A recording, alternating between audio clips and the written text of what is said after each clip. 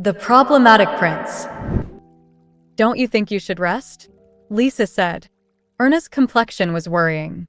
Over the last few days, it seemed like her health was deteriorating, but Erna behaved like nothing was wrong. Other than looking pale, paler than normal, she didn't look like a person who had just emptied her stomach. I'm okay, Lisa, I'm resting. I'm not sure this counts as resting, Lisa added, worry all over her face. Because my mind goes all over the place when I'm resting, I need to keep busy so my mind can rest. Erna smiled at Lisa, but didn't take her eyes from the cloth. Lisa looked at the piled-up corsages already finished, the desk crammed with petals, and the faint smile on Erna's face. She might be a petite woman, but she had the strongest spirit. It was clear that her idea of resting was very different from most. Lisa could do nothing but help. It felt like the time Erna was making corsages to raise money to pay off debts. Your Highness, if we sell this back to Mr. Pent, you can't. The excitement quickly dissolved as she took up a bunch of colorful corsages. It was quite impossible for the Grand Duchess to sell artificial flowers to department stores. Why don't you give them to the maids? Erna said excitedly. Why? All they do is gossip behind your back. The corsages were beautiful and coveted by many. Lisa remembered well the face of Mr. Pent when he found out Erna would no longer be providing them. This precious thing. Lisa held up a rose corsage Erna had just finished. How much money would you get for selling this? We can't sell them, but why would the maids hate them? Well, they wouldn't, but why would you want to give them to people who only gossip about you? We can give it to them as a present, Lisa. Then they might realize that I am a good person, at least a little bit. Lisa felt only cynical answers come to the surface, but couldn't bear to say them out loud and just nodded at the Grand Duchess as she smiled. Anyone who didn't fall for her smile were evil people, the poison mushroom prince especially so. Will you give a present to the prince too? Although she was desperate for the two to get along more than anyone, Lisa also wanted Erna to win this fight. It was sad to be in a position of unbridled love for a man, but resentful to lose the first fight. Although they had fought because they could no longer hold back their feelings, Erna didn't want this. On the first day, she felt relieved. On the second, she grew worried, and on the third, she slowly opened the door to her chamber. Had Bjorn been there, she was ready to pretend that he had won, but once more he showed his true face and was absent. Bjorn had never looked for Erna. He slept alone, ate alone, went out alone, and everything he did, he acted like he didn't have a wife back home. He acted like he was never going to see her face again. Their relationship had been stuck like this for over a week as Erna, whose pride had been hurt, responded in the same vein. The overly spacious palace made it easier for the pair to ignore and avoid each other. Erna took a sip of her tea as she began to feel nauseous again. She gathered together the finished corsages: roses, cherry blossoms, lilies of the valley, and orange flowers. The flowers almost seemed to bloom as they were disturbed. Mrs. Fitz entered the room. Staring at the still, nervous people like children caught doing bad things, she began to report without much admonition. The royal family will arrive at Schubert Palace in 3 days, before the opening ceremony. I got a call from the palace saying that you don't have to prepare a separate meeting for that day. It is the will of Her Majesty the Queen that it will be enough to have the family together at dinner. Yes, then prepare the banquet dinner for that day according to Her Majesty's wishes, Erna said calmly. With the king and queen, the couple had 5 children, Princess Louise and her husband and their young children. Adding Erna to the mix, the family would easily fill up the dining room table. This is the final guest list. Please check it through, Mrs. Fitz said. The royal family, including the king and queen, would be staying at Schubert Palace for the World Expo opening ceremony. If it had not been for the fact that the twin prince's birthday was only a couple days before the opening ceremony, they might have gone somewhere else, But for now, the banquet was under Erna's jurisdiction, being the hostess of the palace. She was nervous. Erna went over the list very carefully and went on to discuss a few more. It was just as Mrs. Fitz was leaving that the nausea came to Erna again. "I'm sorry, Mrs. Fitz. I've been feeling quite nauseous recently. I will call a doctor," Mrs. Fitz said. "No, there's no need. I have medication for stomach cramps." As Erna shook her head, Lisa was already coming up with the medication. "Don't take that medicine," Mrs. Fitz demanded. "I will get the doctor to give you a proper checkup. Maybe it's just symptoms of a stomach ache. But didn't you miss your cycle this month?" "My cycle? Oh." Erna flushed with embarrassment. Erna's mind suddenly raced. Mrs. Fitz turned to Lisa, who was desperately trying to hold back the desire to jump about and stamp her feet. "Go to the housekeeper's office and tell her to call the doctor. Now, Lisa." A dark brown stallion galloped through the forest. The powerful sounds of hooves echoed up and down the path, littered with new spring growth in full bloom. The hooves stopped only when it reached the end of the forest and overlooked Shuber Bay. The mane blustered and billowed in the fresh sea breeze. Bjorn got off the horse, took off his riding hat, and breathed in the cool air. The calm sea glittered brightly with the light from the sun. It was a beautiful day and the perfect presentation of spring. Thick cotton clouds hung suspended in the azure blue sky. There was a sweet scent of blossom, the low buzz of busy bees, and the chirrup of finches. Bjorn laughed at the fact that some people didn't like spring. The weather resembled Erna. When he roused in the morning and went out onto the balcony, he first got that thought, the start of an unlucky day. When the swear cooled, Bjorn got back on the horse. When he erased the thoughts of that woman, his day resumed its carefree calmness. Thanks to her, he had been enjoying riding out a lot more. He had nothing to lose. 2 days ago, he had run into Erna, who had been out for a walk with her maid. Even when their eyes met, she didn't turn around and she was still entirely unforgiving.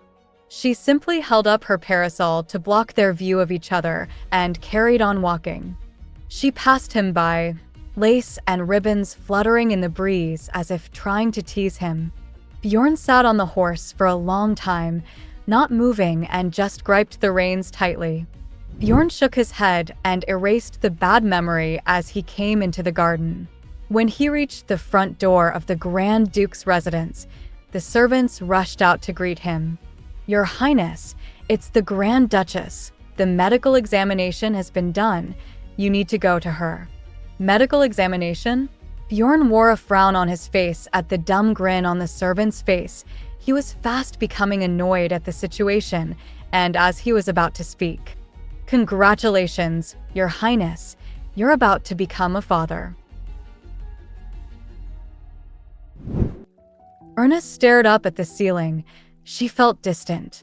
She thought about it 100 times over already, but she could not focus her attention. "Don't worry so much," Dr. Erickson said. He offered Erna a kind smile. Had the situation been reversed, he would feel embarrassed too, so he did his best to reassure Erna. "I'm very glad to report that there is nothing wrong with your body, Your Highness." "That's a given," said Mrs. Fitz. Erna tried to smile as the two attempted to reassure her. She had thought she was pregnant, due to her nausea and being late for her period. Just as the doctor came to call, her period started. Erna stopped the examination for a while and went to the bathroom. She couldn't believe the reality of the situation and felt embarrassed. She wanted to disappear like smoke. "You've only been married for half a year. You're young and have plenty of time. There is no need to hurry," the doctor said, looking at Erna. Erna barely raised her head. She grabbed the quilt and pulled it up over herself. She felt like she wanted to cry because she was lying in bed as a patient, but at the same time, she was not a patient. Erna let out a sigh of relief when the doctor packed up his medical bag. It was then that the door opened without warning. Bjorn revealed himself. The the man who had shouted that Erna would never see his face again. He strode across the room and stood by the bed. His eyes were only ever on Erna. She faced him helplessly. There was no sign of the childish man who had gone to war with her anywhere on his face. "Erna, is it true? Are you pregnant?" Erna blinked at the suffocating feeling. Every time she closed and opened her eyes, it felt like her consciousness was flickering. It would be nice if she could just let go. She recalled when she had fainted from being proposed to, but it didn't go her way, which only deepened her despair. Bjorn, not getting an answer from the flushed Erna, looked over to the doctor and Mrs. Fitz. "Please explain." As Dr. Erickson began to talk, Erna raised her hands and covered her face.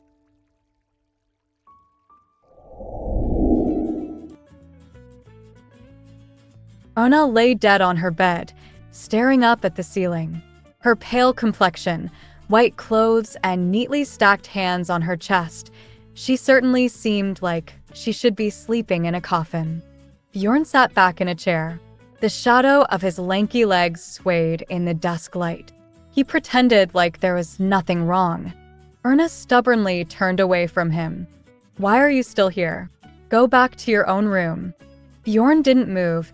He just carried on staring at Erna with a mocking smile. "You should be ashamed," she continued. Her pajamas were all crumpled and her hair was a mess. She sat up in her bed. She saw no reason to look her best for a man she didn't even care about.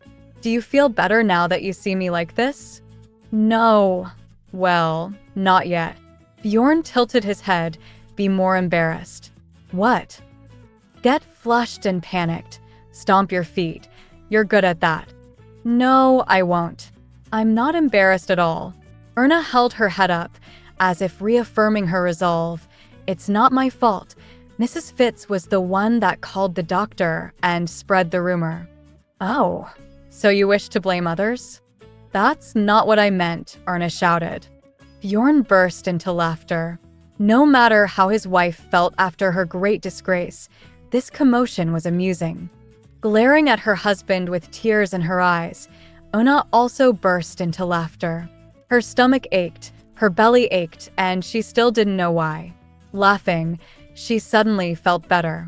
It was probably all because of this man in front of her. "I see." That was all Bjorn had said when the doctor told him the full story. Erna was taken aback by his attitude, as if it wasn't such a big deal. When Bjorn stopped laughing, the silence came back. It was a soft silence, not as awkward as it had been before. It was a silence that seemed to be born from the inky darkness slowly permeating the room, so Bjorn got up and lit his bedside lamp. "Lie down, Erna," he said. "It's fine. I'm not a patient. There's nothing wrong with me. Does the cramps not hurt?" He wore a warm smile. "Well, at least I'm not pregnant." She didn't mean for it to sound like a joke. She rubbed her hot cheeks and laid back down and pulled the blanket up over herself. She continued to stare up at the ceiling. After a long moment, she turned to look at Bjorn, who did not flinch when their eyes met. He was such an uncomfortable man who made her nervous all the time, but for some reason, whenever she was in trouble, it was him she would think about. The worst thing about it was that the person who embarrassed and upset her the most was Bjorn, but when he was around her, she felt better and at ease. "Sorry for causing a commotion," Erna whispered. They were married. They were husband and wife. She realized that when he came into the room. They got married. They're going to have kids one day, and they will be parents. They will have to raise a family together. Holding his hand through this would mean so much. As she recalled all those emotions, she didn't want to continue on with this meaningless quarrel anymore. "It's not your fault." A small smile tugged at the corners of Bjorn's lips. "Bjorn, how did you feel when you heard the wrong news?" "What?" "I'm just curious about how you felt." "What I felt." Bjorn's eyes narrowed in thought. From the moment he heard the news to the moment he came into the room was blank. In its place was the moment from 4 years ago. the disgusting smell of grass on the hot summer breeze, the suffocating knot of the tie around his neck, the shadows of strangely twisted objects, and the smile of a father with his first child. Before opening Erna's door, he had stood there for a long moment, holding the doorknob, not sure if he should even go in. He knew full well that it would not be the same as that day, but he couldn't shake the memory of it from his mind. He was annoyed at himself. Once he cleared the confusion, was he finally able to open the door, only to face dejection at the fuss caused by Mrs. Fitz over his wife's simple maladies. It wasn't something to get upset about, though. The explanations from the doctor and Mrs. Fitz was ridiculous, but he ignored them and concentrated on his cute wife. It all turned out to be a simple fuss on a beautiful spring day. Bjorn realized that there was a minor change from the events of 4 years ago. Minor changes do exist. Congratulations, you're going to become a father. Even as he heard the greeting, he knew he was not the father, but today, he would have been. With that small change, he no longer thought back on that hot summer day. There was only Erna, her bashful cry, her languid body in the sunlight, and her own laughter that permeated the landscape like a gentle breeze. One day, when he would hear that congratulations again, he will be the father of the child the woman in front of him will give birth to. Bjorn lowered his eyes and faced Erna. Her nervous face considered him breathlessly, clutching at a pillowcase. When he was the crown prince, he considered it part of the reasonability given to him, but now that he has come down from that position, it was not his job anymore. He had married again, and the supposition that a child would come along was only a matter of course. Actually, he still didn't know what being a father would be like, what he would truly feel. The only thing he did know was that he was curious. What would a child between Erna and himself be like? Well, Bjorn tried to express his thoughts with a laugh. Get some rest, Erna. He stood up and leaned over to kiss his wife on the cheek. There was no longer any point in continuing any childish argument with his wife. Where are you going? Nervous, Erna reached out and grabbed his hand as he turned away. He looked down at her, with his body turned away. You said it was expensive, your bed. That's true, but you're rich. Erna clutched his long, smooth fingers more tightly. Quietly, looking down at the hand, Bjorn sighed and sat on the edge of the bed. Will you sleep here, with me? Erna looked at Bjorn with eyes filled with anticipation. If you let me touch your chest, he whispered sweetly. Erna threw Bjorn's hand. The sound of giggling filled the soft darkness.